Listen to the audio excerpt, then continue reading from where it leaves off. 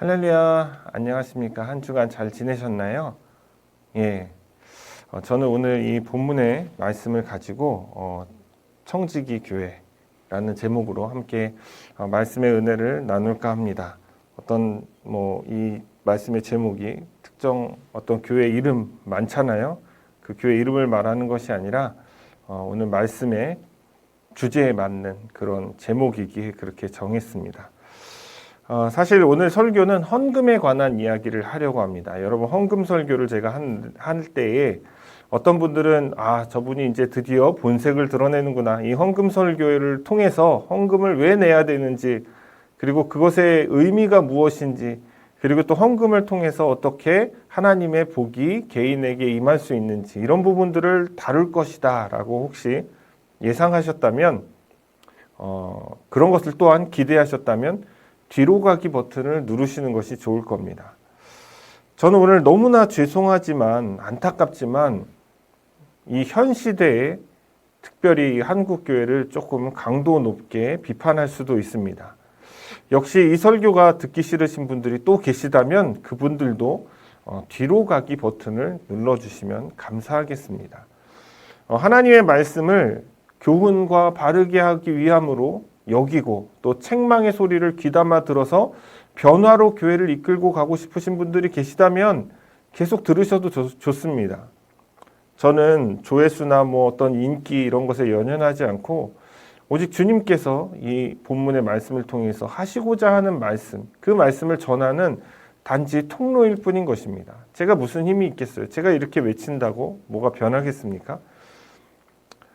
비판을 위한 비판이 아니라 저는 하나님의 말씀을 우리 삶에 또 우리 지금 놓여있는 한국 교회들에게 적용했을 때 어떤 문제들이 발생하고 그 문제를 조명해서 어떻게 해결해 나갈 수 있을까, 이런 부분들을 함께 나누려고 하는 것입니다.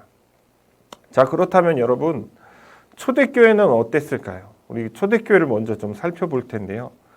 여러분, 초대교회는 마이너리티였습니다. 어떻게 보면 약간 그 사회적으로 보았을 때는 아웃사이더의 느낌이 강했죠. 저도 이제 학교 다닐 때 아싸였거든요. 아웃사이더였거든요.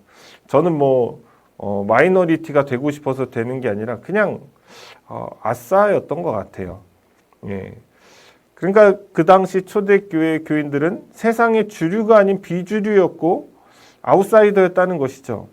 예수 그리스도를 믿는 공동체에게는 당시에 벌어지는 그 모든 상황과 환경들은 큰 도전이었습니다. 그들은 예수 그리스도를 믿음으로 그 믿음 때문에 사회로부터 배격을 당했다는 거예요. 그리고 또 자신이 속해 있던 어떤 공동체로부터 배격을 당해야 했다는 거예요. 그들은 자신의 재력도 주님 앞에 내려놓아야 했습니다. 그들은 자신의 시간도 주님 앞에 내려놓아야 했어요. 자신들의 건강, 자신들의 가족, 하물며 자신의 인생 모든 것을 주님께 걸어야 했습니다. 그에 따르는 생명까지도 말이죠. 그들은 주와 복음을 위해서 아낌없이 자기 재산을 가지고 사도들의 발 앞에 놓았습니다. 하나도 그 누구도 자기 것으로 여기는 사람이 없었어요. 지금 이 시대의 교회는 당시 초대교회와 완전히 다른 교회입니까? 초대교회 따로, 이 시대 교회 따로인 것입니까? 아니면 신약 성경이 말하는 그 초대교회는 그 당시 시대의 교회일 뿐이고 지금은 새롭게 재정의되고 재탄생되어야 하는 것이 맞는 것입니까? 시대의 필요에 따라서 그냥 그 시대에 적용된 교회일 뿐인 건가요? 지금 이 시대의 교회가 말이죠.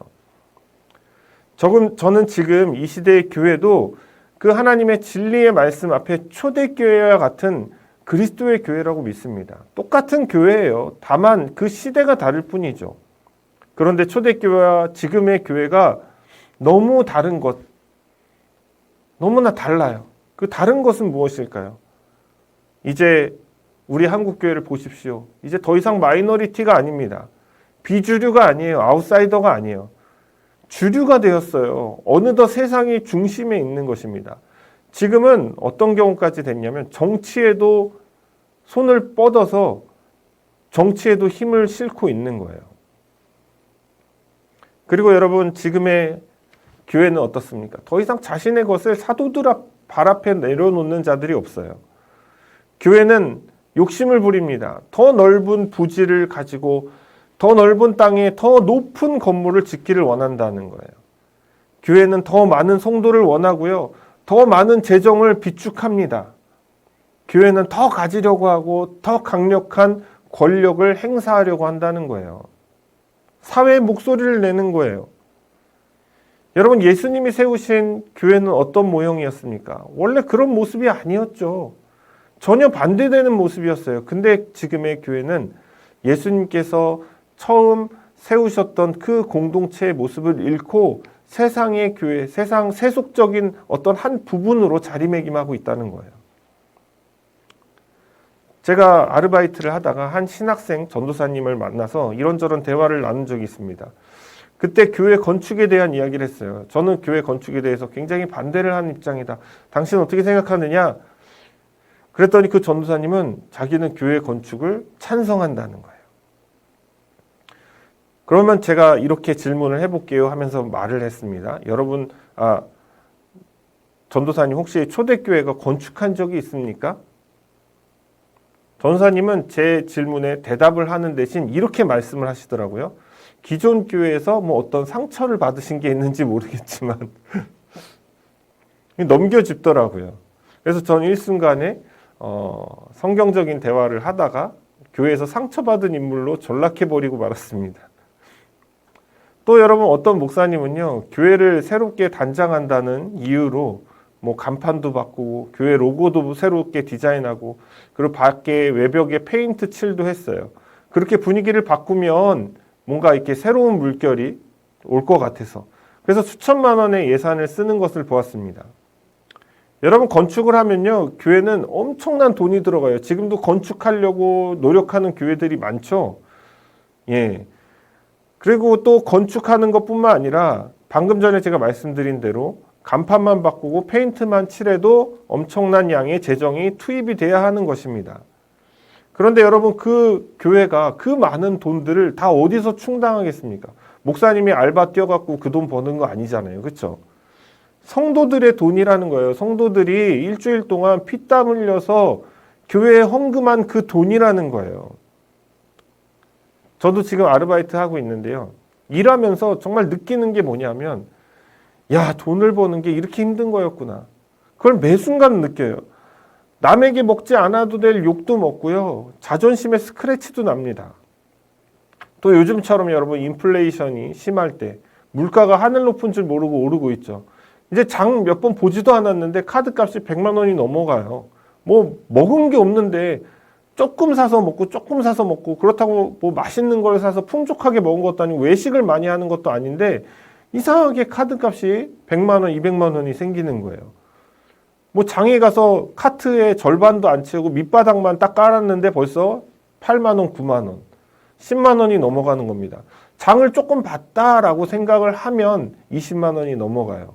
풍족하게 보면 여러분 30만 원, 40만 원도 들어갑니다.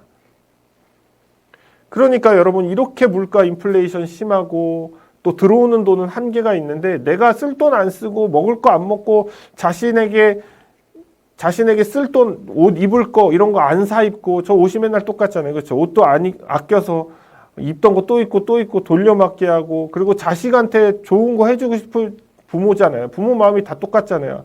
좋은 거 안 해주고 싶은 사람이 어디 있겠어요. 근데 자식에게 이렇게 충분히 잘해주지 못하고 그 돈을 아껴가지고 이제 주일날 와서 주님 앞에 감사한 마음으로 헌금하는 거예요. 물론 그 헌금에 오직 주님만 보는 건 아니겠죠. 성도들이 헌금할 때는 그 교회를 섬기는 목사님도 봅니다. 그 목사님을 위해서라도 목사님 도와드려야지 이렇게 힘들게 사역하시는데 이런 마음으로 헌금을 드리는 거예요. 그러면 여러분, 그런 심정으로 드리는 신자의 마음을 한번 생각해 보셨습니까? 성도들은 내가 드리는 이 아껴서 정말 내가 먹고 싶은 거 입고 싶은 거 안 하고 내가 하고 싶은 걸 아껴서 드리는 이 물질을 통해서 하나님이 드러나셨으면 좋겠는 거예요. 첫째는. 그리고 그 돈이 주님의 뜻에 따라서 좀 쓰여지기를 원한다라는 것도 있어요. 투명하게 말이죠. 그렇게 피 같은 돈을 주님 앞에 드렸는데 교회는 건물이나 화려하게 지으려고 그러고 목회자는 자기가 번 돈도 아니면서 성도 자기가 번 돈으로 뭘 하는 건 좋아요. 근데 성도들이 그렇게 헌금한 돈으로 자기 집도 사고 좋은 차도 굴리고 자기 뜻대로 임의대로 마음껏 쓰는 겁니다. 이게 정상적이라고 생각하시나요? 자, 여러분 또 하나의 질문을 드리겠습니다. 제가 몇 장의 사진을 보여드릴게요. 어떤 생각이 드나 한번 솔직하게 마음속으로 대답해 보십시오. 여러분 어떻습니까? 딱 떠오르는 게 뭐예요? 아, 화려하다, 멋지다, 정말 잘 지었다, 시설 좋겠다. 예, 제 모교회입니다. 제 모교회예요. 정말 크죠? 예, 여기는 이제 명성교회, 그렇죠? 강동구에 있는 엄청나게 큰 교회. 저 뒤에 벌써 큰 건물 올리고 있죠? 엄청나게 큰 건물. 그리고 또 우리나라에서 평수로 제일 크다는 교회, 예, 연세중앙교회입니다. 여러분 이 교회들 사진 보면서 여러분 어떤 생각이 듭니까? 이 사진 말고도 이렇게 건물 잘 지어놓은 교회가 우리나라에 진짜 많아요. 제가 다 담을 수는 없어서 그거 다 넘기다 보면 오늘 설교 끝납니다. 근데 이거 보면 여러분 가장 먼저 무슨 생각 들어요? 예, 건물 진짜 화려하게 잘 지었다. 멋지다. 웅장하다. 야, 시설 좋겠다. 야, 저 교회 담임 목사 누구냐? 이런 생각 들죠. 그렇죠? 저 교회 진짜 크다. 성도 많구나. 이런 생각 들잖아요. 누가 이 교회 건물을 보면서 하나님께 영광을 돌리겠습니까? 하나님의 영광이 드러나겠습니까? 그 교회 건물을 통해서 드러나냐고요. 여러분들 그 교회 교인들만, 그 교회 건축할 때 앞장선 목사님만 하나님 영광 받아주시옵소서 이러지. 여러분 교회 다니다 보면 하나님의 영광 안 보여요. 저도 여의도 순복음교회 몇십 년 다녔는데 그 큰 건물, 그 넓은 좌석수, 그리고 수많은 성도들 보면서 하나님 영광 생각해 본 적 거의 없습니다. 아예 없다고 봐야죠. 그냥 교회가 크네, 사람 많네, 잘 나가네 이런 생각하지 누가 거기에서 하나님 영광을 떠올리냐고요. 신자도 이런데 불신자들은 여러분 그 건물 보면 어떤지 알아요? 하나님 영광 못 봅니다. 그걸 통해서. 오히려 교회를 비난하게 되죠. 아유, 저렇게 큰 건물 지어가지고. 아유, 진짜 교회 왜 우리 동네에 저렇게 큰 게 없었으면 좋겠어. 이런 생각하지 누가 하나님의 영광을 교회 건물을 보면서 떠올리냐고요. 아무도 안 떠올린다는 거예요. 여러분 양심적으로 한번 생각해 보십시오. 성공한 목회자의 모습이 보입니까? 아니면은 하나님께서 영광 받으실 그 위대함이 보입니까? 저 건물을 통해서. 양심적으로 전자 아닙니까? 성공한 목회자가 보이지 않습니까? 아, 어떤 목사님 진짜 잘했네, 잘 지었네, 크게 지었네, 저 목사님 진짜 성공했네, 대단한 목사님이야, 이런 거 생각한다는 거예요.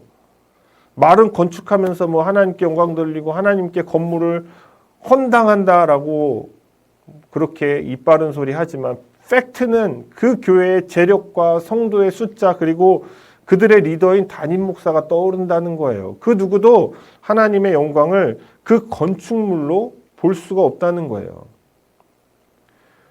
그래서 건축은 바로 이러한 세속적이고 야심에 찬 목회자의 그 꿈, 야망을 이루어주는 수단에 불과한 거예요. 성도들의 만족감이에요. 나 이 큰 교회 다닌다. 내가 이 교회 장로야. 내가 이 교회 집사야. 내가 이 교회의 그래도 리더야. 위치가 있어. 뭐 이런 거죠. 내가 교회 지을 때 얼마를 내가 헌금했어. 뭐 이런 자랑. 여러분 부산에도 풍성한 교회라는 곳에 가보면 건축했을 때 그 박물관이 있습니다. 자기들은 이제 교회라고 안 하고 비전 센터라고 했지만 사실 교회죠.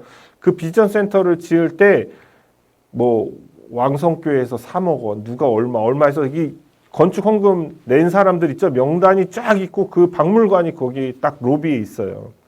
지금 있는지 모르겠어요. 거기에 다 기록해서 보여줘요. 대체 그게 뭐 하는 짓입니까? 누가 얼마 헌금했는지 그걸 왜 기록해요? 그건 구약시대에도 없던 일이에요. 여러분 초대교회는요. 건물을 유산으로 남긴 적이 없습니다. 여러분. 초대교회는 복음을 유산으로 남겼잖아요. 그 복음 때문에 우리가 지금도 예수 그리스도를 믿을 수가 있는 거예요. 그리고 주님의 자녀가 될 수 있는 것입니다. 건축물을 유산으로 남겼으면 아무 소용이 없는 거예요. 그냥 그 건축물은 지금처럼 그냥 뭐 박물관? 이런 느낌인 거지 건축물은 무슨 유산이 될 수가 있는 게 아니에요. 지금의 교회는 건축물을 자꾸 유산으로 남기려고 하는 겁니다. 부산에 있는 100년을 향해 가는 부전교회, 그 교회도 마찬가지예요. 자기들이 그 박성규 목사님이 큰 교회 건축물을 그 동네인가요? 거기에다가 랜드마크를 지어서 우리 후대에 남겨주겠다. 여러분, 그거는 유산이 될 수가 없는 거예요, 여러분. 지금의 교회는 목회자의 이름 석자를 유산으로 남깁니다. 위대한 어떤 목사님. 지금의 교회는 자신들이 만들어낸 그 교회의 문화를 유산으로 남기려고 해요. 여러분, 교회는 그런 것들 위에 세워진 적이 없습니다. 오직 복음 위에 세워진 거예요. 예수 그리스도의 복음 위에. 복음이 그들에게는 유일한 문화이고, 복음이 그들에게는 성전이 되는 것이고, 복음이 그들에게는 후대에 남겨야 할 유일한 유산이라는 겁니다. 그런데 교회는 건축물은 있고 다 있는데 복음이 실종됐어요. 사랑하는 여러분, 교회 헌금은 그런 관점에서 쓰여지고 드려져야 되는 거예요. 교회는 재정의 풍부함을 성공의 척도로 여겨서는 안 되는 것입니다. 우리가 얼마 있고 어느 정도의 재정이 확보되어 있고, 우리 교회 건물이 교회의 풍부함, 그리고 또 그걸 통해서 교회의 숫자, 성도의 숫자를 통해서 내가 성공한 교회를 했다라고 그 척도로 삼아서는 안 된다는 거예요. 거기에 집착하지 말아야 되는 것입니다. 교회는 우리가 얼마나 온전한 복음을 소유하고 온전한 복음을 가르치고 온전한 복음을 전파하고 있는가를 통해서 교회의 성공의 척도를 매길 수가 있는 것이죠. 교회의 가치는 성도가 몇 명이고 건물에 교회 건물에 엘리베이터가 있네 없네 이런 걸로 평가받는 것이 아닙니다. 세속적인 사람들은 이해를 해요. 그 사람들은 교회 건물과 성도 숫자 그리고 재정 상태로 평가를 할 거예요. 세상적으로 보니까. 그러나 우리 주님께서는 어떻게 평가하시겠습니까? 주님께서는 교회의 중심에 주님의 그 복음을 통해서 살아 숨쉬는 그 생명이 있는가를 본다는 거예요. 교인들의 주의 말씀대로 살려고 하는가? 교회가 더 많은 영혼을 주님께 인도하기 위해 애쓰고 있는가? 이걸 보시겠다는 거예요. 그렇다면 여러분, 교회가 무엇에 관심을 갖고 있는가를 보려면 결국 그들이 그 재정을 어디에 쓰는가를 통해 알 수가 있는 거예요. 정말 선교하고 복음 전하는 일에 교회 재정을 쓰고 가난하고 어려운 이웃들을 돕는 구제에 쓰고 있다면 그것은 분명히 좋은 신호인 것입니다. 하지만 재정을 쓸 때 시설 유지비, 건축을 위해서 쟁여놓고 또 담임 목사를 위해서 막 이것저것 쓰고 그리고 부서별 행사에 막 쓰고 행사하는데 다 갖다 쓰고 남은 돈 중 일부는 선교비 조금 남았으니까 그리고 구제는 이벤트로 1년에 이렇게 바자회 같은 거 갖고 이거 구제하자. 그게 다라면 여러분 그것은 좋은 신호가 아닌 것입니다. 교회가 세속적으로 가고 있다라는 신호예요. 근데 여러분 문제는 대부분의 한국 교회 현실이 이거라는 거예요. 이 후자에 가깝다는 거예요. 사랑하는 여러분, 교회는 주님의 교회인 것입니다. 재정도 주님의 뜻에 합당한 곳에 써야 되는 것이죠. 주님께서 원하시는 곳, 주님의 영광이 드러나도록 그 주님의 시선이 향하는 곳에 재정을 쓸 수 있어야 돼요. 여러분, 바울은 오늘 본문에서 고린도 교인들에게 연보에 관한 이야기를 하기 시작합니다. 아마도 연보에 관하여는 이라고 시작하는 걸로 보았을 때에 고린도 교인들이 그것에 대한 물음을 던졌던 것으로 보입니다. 거기에 대한 답을 바울이 하고 있는 것이죠. 아마도 고린도 교회 안에서 연보에 관한 이야기가 있었던 것으로 그렇게 짐작이 됩니다.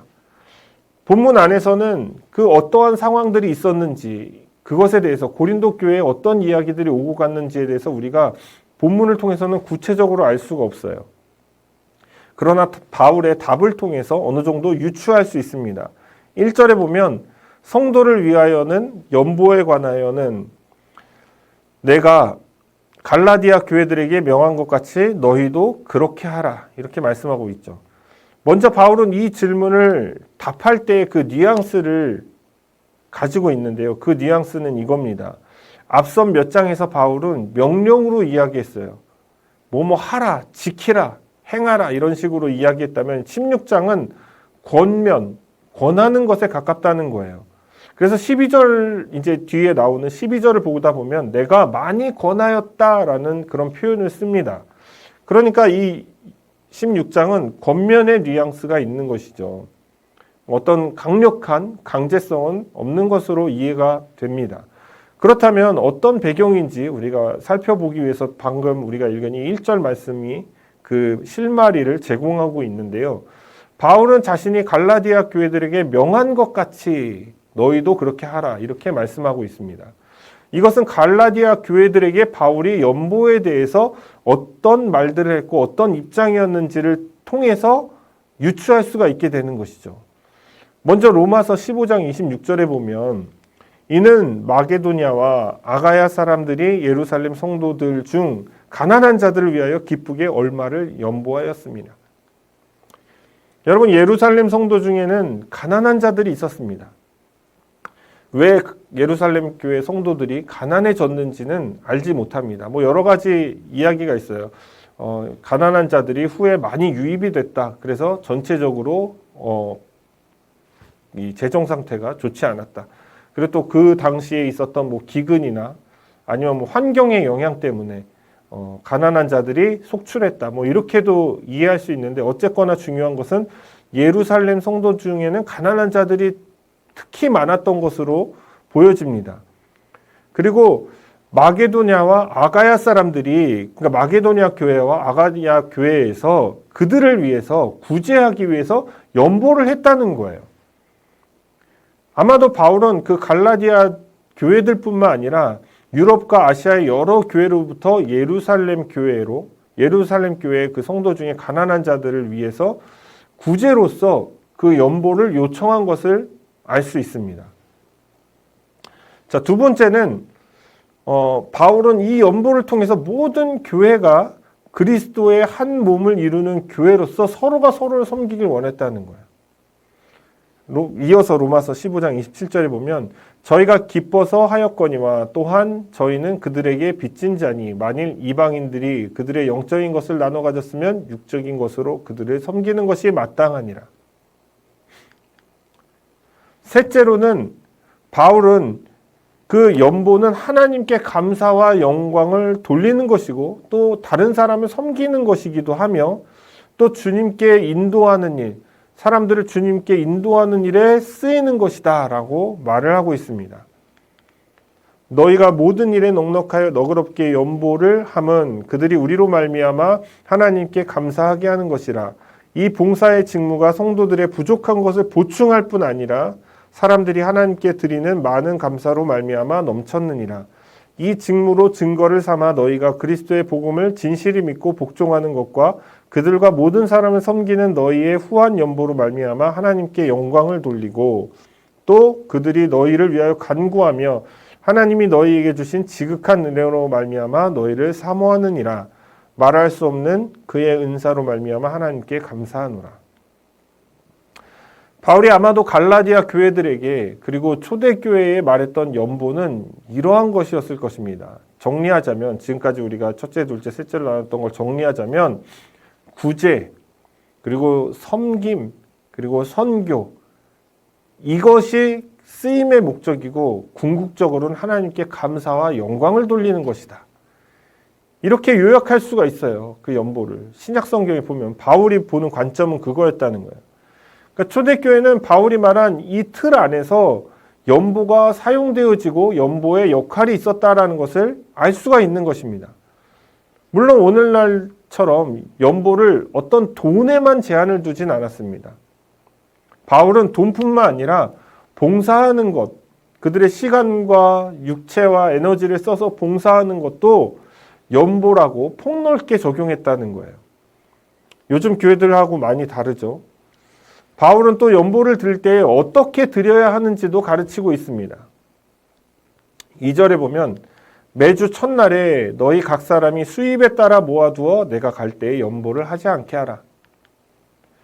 이 말씀을 그대로 해석하면 주일에 각 사람이 버는 그 양에 따라서 차등을 두어서 집에 재물을 모아두는 것처럼 교회에 돈을 모아두었다가 내가 너희에게 갈 때에 그때에 따로 헌금하지 않고 미리 준비해 놔라 라는 뜻으로 볼 수가 있습니다.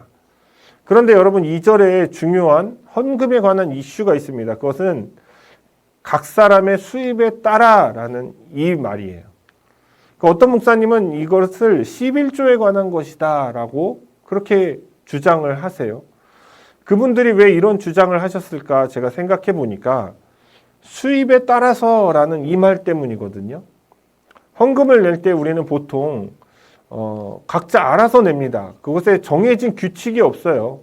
그러나 여러분 불문율이라는 건 존재하죠. 불문율이 존재합니다. 어른은 기본 10,000원이 이제 시작가죠. 시작가. 예. 제가 한 번은 돈이 너무 없어갖고 1,000원을 넣었는데 너무 눈치 보이더라고요. 어른이 10,000원 넣어야 되는데. 물론 정해놓은 것은 아니지만 어른이라면 뭐 대략 10,000원 정도 낸다고 봅니다. 장로님들은 뭐 최소 단위가 제가 생각했을 때 한 10만 원 정도 되시는 것 같아요. 그게 이제 제일 미치고 그 이상은 한계가 없습니다. 예, 그냥 50만 원도 내시고 100만 원도 내시고 그렇다고 여러분 정찰제가 아니라 이것은 불문율을 말하는 겁니다. 그러나 여러분 11조는 성격이 다르죠. 11조는 정해져 있는 거예요. 10의 1조잖아요. 그렇죠? 그런데 각기 수입이 다르고 수입의 양에 따라서 그 금액이 달라지게 되어 있습니다. 한 달에 10,000원 번 사람은 11조를 1,000원 하면 정확한 11조를 내는 것이죠. 100만 원은 10만 원을 하는 것입니다. 바울이 수입에 따라서라고 말했기 때문에 그 수입에 맞춰서 정량을 내는 헌금은 11조밖에 없다라고 생각을 하는 거예요. 왜냐하면 여러분 두 랩돈 드린 여인은 보십시오. 자기의 전 재산을 드렸잖아요. 11조가 아니라. 그렇죠? 그러니까 두 랩돈이 비록 적은 금액이지만 전 재산이고 내가 100만 원을 벌었어요. 근데 100만 원 다 낼 수도 있는 거예요. 11조는 아니지만 그냥 하나님께 뭐 천열매라는 명목으로 드릴 수 있는 거예요. 근데 여러분 1,000만 원 버는 사람이 주일날 나와서 10,000원 낼 수도 있는 거잖아요. 근데 11조는 다르다는 거예요. 1,000만 원 내는 사람 100만 원 내야 된다는 거예요. 그리고 내가 100만 원 번 사람은 10만 원 내야 된다는 거예요. 정찰제라는 거 정해져 있는 거라는 거예요. 그게. 그래서 수입에 따라서라는 말이 성립이 된다 이렇게 주장을 하는 거예요. 근데 여러분 이것은 그분의 해석인 것이죠. 곡해입니다. 성경은 전혀 그런 뜻으로 말하고 있지 않아요. 바울이 만약 11조라고 말을 했다라고 하면 이렇게 돌려 말하는 분이 아니에요. 바울은 이미 연보라는 말을 했잖아요. 그 연보라는 말보다 차라리 11조를 하라라고 그 익숙한 말을 했을 것입니다. 그는 유대인이잖아요. 그리고 선생이잖아요. 누구보다 성경을 잘 아는 사람입니다. 구약에 능통한 사람이에요. 그 사람이 11조를 모를까요? 11조와 연보의 개념을 구분짓지 못했을까요? 아니면 그것을 의도적으로 이렇게 말했을까요? 전혀 아니라는 거예요. 만약에 수입에 따라로 애둘러 말했다면 여러분 바울은 유대인이 아니고 충청도 사람이에요. 충청도 사람. 예, 충청도 비하하는 거 아닙니다. 예.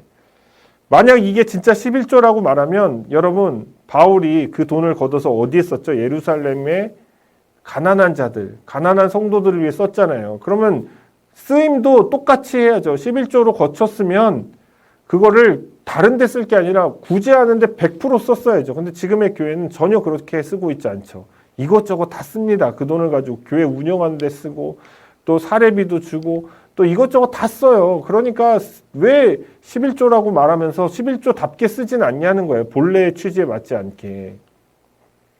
하려면 일관성이 있어야 되는 겁니다. 2절은 말 그대로예요. 각자 버는 수입이 다르잖아요. 어떤 고린도 교회는 미천한 처지에 있었습니다. 가난한 자뿐만 아니라 종으로서 주인을 섬기는 자들도 있었어요. 그들은 어떤 경우에는 수입이 아예 없었어요. 자기가 가진 어떤 돈, 화폐 같은 게 아예 없었어요. 그러니까 그들은 봉사로서 드릴 수 있었던 것이죠. 어떤 분은 진짜 적은 돈을 버는 거예요. 그러면 내가 먹고 사는 거 빼고 주님께 드릴 게 있잖아요. 그걸 드리는 거예요. 내 먹고 사는 거를 아껴서라도 드리는 거예요. 근데 그 양이 많지 않다고 해서 그것을 비난할 이유가 아무것도 없다는 것입니다. 그것에 차등을 두어서 이야기한 거예요. 반대로 어떻게 또 이 이야기를 이해할 수 있느냐? 많이 버는 자들은 더 많이 내라는 거예요. 여유가 있는 사람은 더 많이 내야 된다는 거예요. 그래야지 가난한 자들에게 흘러가죠. 요즘 우리나라 상태를 보면 가난한 사람이 가난한 사람 돕지 부자는 가난한 사람을 안 도와요. 더 가지려고 하지. 지금의 교회도 여러분 마찬가지입니다. 물질의 여유가 있는 자들은 구제를 위해서 더 많이 구제 헌금으로 흘려보내야 되는 거예요. 여러분, 지금 여러분이 속한 교회가 재정적으로 여유가 있음에도 불구하고 구제하지 않고 어려움에 처한 작은 교회를 돕지 않는다면 차라리 여러분들 11조를요, 어려운 교회에 헌금을 하십시오. 지금 여러분 다니는 교회 하지 마시고, 아니면 열심히 선교하고 구제하는 교회를 더 돕도록 그 교회에 차라리 여러분들의 11조를 내세요. 내실 거면. 그것이 성경적인 거예요. 초대교회가 연보를 사용했던 방법이기도 합니다. 교회 헌금 봉투가 참 많죠. 다양합니다. 별의별 헌금 봉투가 다 있어요. 가보면. 근데 가장 쓸모없는 헌금 봉투가 있는데 저는 그게 건축 헌금 봉투라고 생각을 합니다. 그런데 여러분, 교회마다 가면은 건축 헌금 봉투는 다 있어요. 가장 쓸모없는 봉투인데. 근데 여러분, 제일 찾기 힘든 헌금 봉투가 뭔지 아십니까? 구제 헌금 봉투예요. 구제 헌금 봉투. 구제 헌금 봉투를 따로 준비한 교회가 정말 없어요. 거의 없어요. 왜냐하면 그렇게 들어온 재정은요, 교회가 그거를 다른데 의미로 쓰지 않는 이상 그건 무조건 구제하는 데 써야 되거든요. 그렇죠? 그런데 거기로 성도들이 다 헌금을 집중하게 되면 교회 운영비도 빵꾸나고 건축하려고 계획했던 것도 빵꾸나고 리모델링도 못하고 음향 장비도 못 사고 못하는 게 너무 많아요. 행사도 몇 개 취소해야 되고. 그러니까 구제 헌금 봉투를 아예 마련을 안 해요. 제가 어이가 없어서 좀 웃은 겁니다. 그냥 목적 헌금 봉투라고 따로 정해놓고 거기에 구제란에 표기를 하게 두었어요. 그러니까 너희가 구제하려면 이 귀찮은 과정을 거쳐서 해라, 이런 뜻인 거죠. 그렇게라도 준비해 놓는 교회가 그나마 조금 있어요. 대부분은 없습니다. 저도 구제를 위해서 헌금을 하고 싶어서 헌금 봉투를 찾았는데요, 못 찾았어요. 그래서 감사 헌금 봉투에다가 구제를 위해서, 월 감사 내용 적게 돼 있잖아요. 거기다 구제를 위해서 써달라고 기록한 경험들이 참 많습니다. 그만큼 교회들이 구제에는 별로 그렇게 관심을 갖지 않는다는 거예요. 초대교회는 그렇게 구제를 위해서 헌금을 많이 했는데 지금은 그렇지 않다는 겁니다. 여러분, 바울의 서신을 보면요, 연보는 늘 구제를 위한 것으로 여겨질 정도로 구제에 대한 이야기를 많이 하고 있습니다. 그런데 왜 신약 성경에도 없는 부활절 헌금, 맥주 감사 헌금, 추수감사 헌금, 이 추수감사절은 아예 성경 자체에 없는 내용이에요. 그냥 미국의 고유 명절이에요. 우리나라 추석처럼. 근데 그걸 왜 교회에서 지금 지키면서 거기다 또 헌금을 하냐고요. 답답합니다, 여러분. 성탄 헌금. 여러분, 뭐 성탄은 주님께서 태어나신 뭐 그거를 기념해서 헌금한다 쳐요. 부활절은 예수님 부활하신 거를 기뻐하면서 헌금한다 쳐요. 감사하면서. 맥주는 뭐 성경의 구약 성경에 있는 율법 중에 하나니까 뭐 그렇다 쳐요. 추수감사는 왜 하는 겁니까? 미국 문화인데. 안 믿는 사람도 집에서 터키 만들어 갖고 먹고 그래요. 가족끼리 모여가지고. 청교도들이 했기 때문에 그걸 따라하는 건가요? 그리고 건축 헌금. 왜 이런 것만 교회에 있냐고요. 이제 바울은 그 모든 연보를 어떻게 전달하고 또 그것이 전달의 의미가 또 무엇인지에 대해서 말하고 있습니다. 3절 볼까요? 내가 이를 때에 너희가 인정한 사람에게 편지를 주어 너희의 은혜를 예루살렘으로 가지고 가게 하리니. 이 구절에서 여러분, 우리가 눈여겨보아야 할 것은 너희가 인정한 사람이라는 것입니다. 너희가 인정한 사람이라는 말에는 돈을 쓰는 사람의 책임감이라는 것이 녹아져 있어요. 고린도 교인들도 믿을 만한 사람, 그렇죠? 믿을 만한 사람, 그가 돈을 맡아서 바른 곳에 쓸 사람, 그것에 대한 보증이 필요했던 거예요. 그것이 바로 너희가 인정한 사람이라는 거예요. 그 자가 돈을 가지고 예루살렘 교회로 가게 되고 또 그곳에서 그 돈을 집행할 것이라는 것을 말해주고 있는 거예요. 이 책임감이라는 게 오늘날 이 한국 교회들이 새겨들어야 할 부분인 것입니다, 여러분. 어떤 교회 담임 목사님은 헌금을 자기 임의대로 쓰시는 분이 계세요. 아마 많은 교회가 그럴 거예요. 특별히 자기가 개척한 교회는 더 그래요. 본인 가족들 가서 쇼핑하고 뭐 코스트코 가서 먹을 거 산 거 거기에다가 교회 물품 한두 개 껴갖고 영수증 첨부해갖고 교회에다가 그거 청구하고, 여러분 사례비가 있으면 그 사례비로 자기 가족들 먹는 음식은 사면 되잖아요. 근데 왜 교회에 그걸 청구합니까? 때로는 자기 지갑에 돈을 몇십만 원씩 넣고 다니면서 다른 분들한테 막 용돈을 줍니다. 친한 목사님들한테. 뭐 주는 의도는 저는 모르니까 그걸 제가 뭐 말하진 않는데 저는 팩트만 말하는 겁니다. 그것도 교회 재정으로 하는 거예요. 얼마 빼와라. 그럼 빼오면 그걸 가지고 다니는 거예요. 그러면 영수증이 있어야 되잖아요. 돈을 줬으니까. 그럼 이 돈 어떻게 썼습니까? 어떻게 기록할까요? 물어보면 그냥 선교비라고 대충 적으세요. 그러면 그냥 뭉뚱그려서 선교비. 그리고 여러분 사역자의 여름 휴가비도 본인이 받아놓고 어디 갔는지 알 수가 없어요. 받은 적은 있는데 그 사역자도 안 받았고, 그리고 그 돈이 다시 재정부에 갔는지 어땠는지 알 수가 없는 겁니다. 아니, 준다고 해놓고 결국 왜 안 주는지 모르겠어요. 그리고 자기 자녀들에게는 교회 재정으로 장학금 명목으로 용돈도 줍니다. 그분의 사모님은 입는 옷이나 매는 가방이 다 메이커예요. 구두부터 시작해갖고. 딱 봐도 시장에서 살 수 없는 물건이에요. 여러분 그 모든 옷과 신발과 가방을 다 감당하려면요. 사례비 뭐 돈 300만 원 받아갖고 될 게 아닙니다, 여러분. 문제는 그 교회 장로님들은 목사님이 절대로 돈을 허튼 곳에 쓰지 않는다라는 확고한 믿음을 가지고 계세요. 그래서 재정에 문제를 제기했던 그런 분들은 다 교회에서 쫓겨났습니다. 이게 여러분 200명 남짓한 작은 교회에서 벌어지고 있는 일이에요. 과거에 어떤 시사 프로그램에서, 이거는 뭐 시사 프로그램에서 실제로 방영된 적이 있는 거기 때문에 실명을 얘기할게요. 명성교회 조명한 적이 있습니다.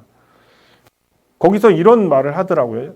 프로그램 진행자가 대체 담임 목사의 어떤 비리를 감추고 숨겨야 했기에 아들 김하나 목사가 세습을 해야 했는지, 교단헌법을 바꾸면서까지 이렇게 세습해야 했는지, 이거에 대해서 이야기하는데 그 프로그램에서 조사한 바로는 김삼한 목사 일가가 소유한 부동산이 전국에 약 600억 원, 1600원이 아니라 1600억 원에 이른다고 합니다. 그 부동산을 관리하던 목사는요, 심지어 2016년에 갑자기 교통사고로 죽었다고 해요. 여러분 200명 남짓한 그 작은 교회나 15,000명, 한때는 2만 몇천 명까지 갔지만 지금은 다 빠져나가서 한 5, 6천 명 빠져나가서 한 15,000명 되는 그 메가처치나, 여러분 액수만 다르지 하는 짓이 똑같다는 겁니다. 이게 정말 주님의 교회입니까? 성경적 세계관 안에서 재정을 집행하는 교회가 맞냐고요. 성경이 말하는 연보의 용도와 정면으로 대치하는 마모니즘이라는 거예요.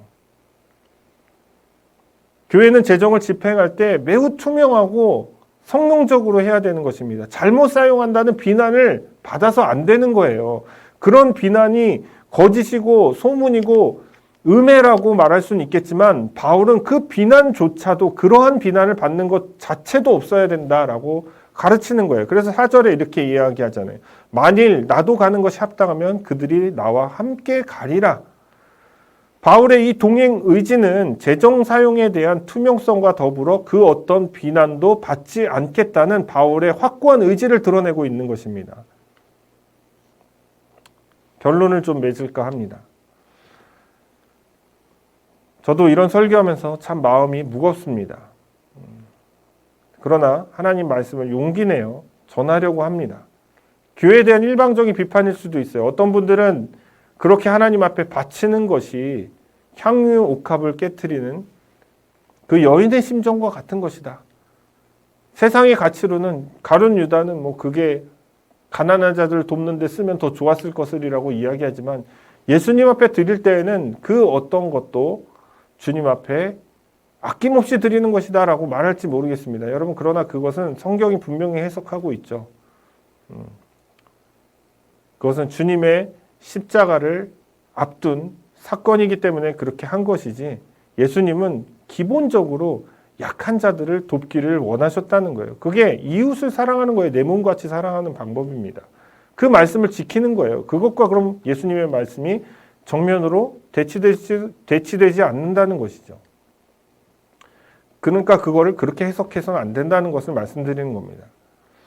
마음은 아프지만 이런 헌금 설교를 제가 한 것에 대해서 몇몇 분들이 기분이 안 좋으시다면 정말 죄송하고요. 그러나 여러분, 진리의 말씀에 귀를 기울이십시오. 저 역시 기존에 이러한 것들이 당연하다라고 생각을 했습니다. 근데 여러분, 성경에 비추어 보면 볼수록 지금까지 우리가 당연하다고 여겼던 이 모든 것들이 잘못되었음을 알게 되었다는 거예요. 처음엔 인정하기가 너무 힘들었어요. 어떻게든 합리화시키고 끼워 맞춰서 이것이 맞다라고 말하고 싶었어요. 근데 여러분, 말씀을 아무리 뒤져봐도 피해갈 길이 없는 것입니다. 진리의 말씀을 따르는 것이 신자의 바른 자세입니다. 그리고 또 교회라는 공동체가 온전하게 세워질 기초가 되는 거예요. 나에게 불리한 말씀, 내가 듣기 싫은 말을 한다고 배척하고 음의 공작이라고 외면하면 우리는 진정한 주님의 사람이 아닌 것입니다. 헌금은 굉장히 예민한 거예요. 돈이잖아요. 헌금 설교를 한다는 것은 어쩔 땐 사역자들에게 굉장히 큰 부담감입니다. 저도 이런 설교 하기 싫어요. 성경적인 헌금의 가치관과 정신을 가르치는 것 또한 그렇다는 거예요. 만약 저와 같이 설교를 한다면 기존 교회들은 재정에 대한 근심이 생길 것입니다. 왜냐하면 성도들은 기존에 잘못 배워왔던 그 강제적인 헌금의 규례로부터 자유로워지기 때문이죠. 그리고 또 교회가 걷는 그 헌금에 대한 불신을 다 갖게 될 거예요. 하지만 설교자 여러분, 진리를 전하지 못하는 것에 대해서 두려워해야 되는 거예요. 헌금이 조금 들어올 것에 대해 두려워할 게 아니라요. 헌금의 바른 사용과 의미를 가르치는 것을 여러분 마다할 필요가 없는 것입니다. 어떻게 하든 기존의 틀을 합리화하려는 그 시도도 벗어나야 되는 거예요. 성도 여러분, 여러분은 방관자가 되어서는 안 됩니다. 여러분이 방관자가 되니까 마음 놓고 그런 일을 벌이는 거예요. 지금의 교회가 마몬주의가 되고 세속화가 되는 이유가 여러분들이 거기에 일조하고 동참하기 때문이에요. 여러분들이 성경이 말하는 헌금에 대해서 자세히 배우고 익혀서 헌금이 바르게 쓰일 수 있도록 도와줘야 교회는 바뀌는 것입니다. 바울도 고린도 교인들이 인정한 사람을 통해서 집행하기를 원했다는 거예요. 마찬가지로 여러분이 교회 재정에 적극적으로 관심을 갖고 성경적인 방법을 통해서 집행되고 있는지 관리, 감독할 수 있어야 되는 것입니다. 구제와 선교를 위해서 충분히 지출하고 있는가? 여러분, 교회에 상세 내역을 요구하십시오. 그냥 뭉뚱그려서 그냥 1년마다 한 번씩 발표하는 그런 거 말고 상세 내역, 원 단위로 담임 목사의 활동비의 영수증을 늘 기재하도록 하십시오. 그걸 다 살펴봐야 돼요.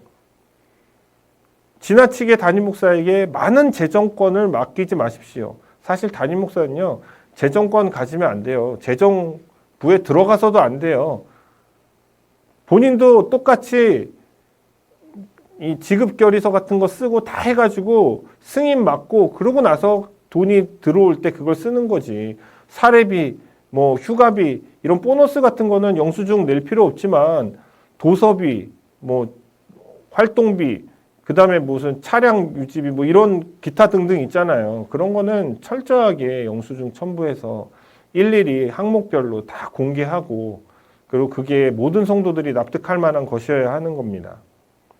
반대로 그렇다고 해서 여러분 그렇게 관리 감독한다고 해서 사역자들에게 지나치게 인색하게는 하지 마십시오. 사역자들도요, 먹고 살아야 됩니다. 여러분들도 돈 200만 원 주면서 한 달 동안 내 가족 먹고 살라고 하면 살겠습니까? 사역자들 보고 200만 원 너 벌고 교회에 매일같이 나가고 알바도 하지 말고 전임 사역자로 뭐 세금 다 빼고 한 200만 원 받잖아요. 그렇죠? 좀 많이 주는 교회는 300만 원 받는데 여러분 300만 원 갖고 어떻게 4식구 5식구 먹고 삽니까? 먹고 못 살아요. 장 보면은 200만 원씩 나가요. 그리고 고정 지출이라는 게 있잖아요. 핸드폰 그 할부 받은 거, 그다음에 집 담보 대출 받은 거 이것저것 막 다 하면은 여러분 돈 모자랍니다. 300만 원 갖고. 그러니까 너무 인색하게 굴 필요도 없는 거예요. 사역자들이 마음껏 사역할 수 있게 또한 도와주어야 되는 것입니다. 교회는. 그렇게 주님께 드려진 우리의 이 연보가 주님의 뜻에 합당하게 쓰여질 때 궁극적으로 교회가 변화가 되고 교회가 세상 가운데 빛을 발하고 교회가 주님의 영광을 드러내는 교회가 될 수 있다는 것입니다. 지금까지 헌금을 잘 알지 못하고 잘못 사용한 신자 또는 교회가 있다면 이 시간 주님 앞에 회개하는 시간 갖기를 원합니다. 주님의 것을 도적질한 것을 회개하십시오. 회개한 후에 앞으로는 주님의 뜻대로 사용하겠다는 결단을 하시기 바랍니다. 가진 자들은 나누는 것에 대해서 주저하지 마십시오. 큰 교회는 작은 교회를 섬겨야 합니다. 적당히 섬기는 게 아니라 그냥 생색내는 게 아니라 충분히 fully 서포트를 하십시오. 각 지체들은 자신이 누리는 사치를 줄이십시오. 그것을 구제하는 데 쓰시기 바랍니다. 여러분이 매일 마시는 그 스타벅스 음료수 한 잔만 줄여도 일주일에 한 잔만 줄여도 한 달에 4, 5만 원을 세이브할 수 있습니다. 그 돈을 차라리 구제하는 데 흘려보내시기 바랍니다. 여러분, 부흥하는 교회는 좁은 본당을 더 넓히려고 하거나 새로운 건물을 새롭게 건축할 생각을 하지 마십시오. 성도들이 너무 많으면 차라리 분립 개척을 시켜서 내보내세요. 아니면 주변에 있는 작은 교회로 파송하십시오. 재정을 교회 시설 유지 관리 보수하는 곳에 지나치게 필요 이상으로 쓸 필요가 없는 것입니다. 그 재정을 작은 교회들이 한 영혼 한 영혼을 전도해서 주님께로 인도하는 일을 멈추지 않도록 그 교회를 집중하여 도와주십시오. 그리고 선교지에 더 많이 선교사를 보내고 선교사들이 그곳에서 마음껏 사역하도록 충분하게 도와주십시오. 선교사들의 삶을 위해서가 아니라 선교지의 그 영혼들의 영과 육을 위해서 쓰라는 것입니다. 주님 뜻에 따라 주님의 방법으로 맡겨진 재정을 우리가 바르게 사용할 때 비로소 교회는 청지기 교회가 되는 것입니다. 모든 교회가 회개하고 이전의 잘못을 바로잡아서 주님 뜻에 합당하게 재정을 사용하는 온전한 청지기 정신으로 거듭나게 되시기를 간절히 권면해 드립니다.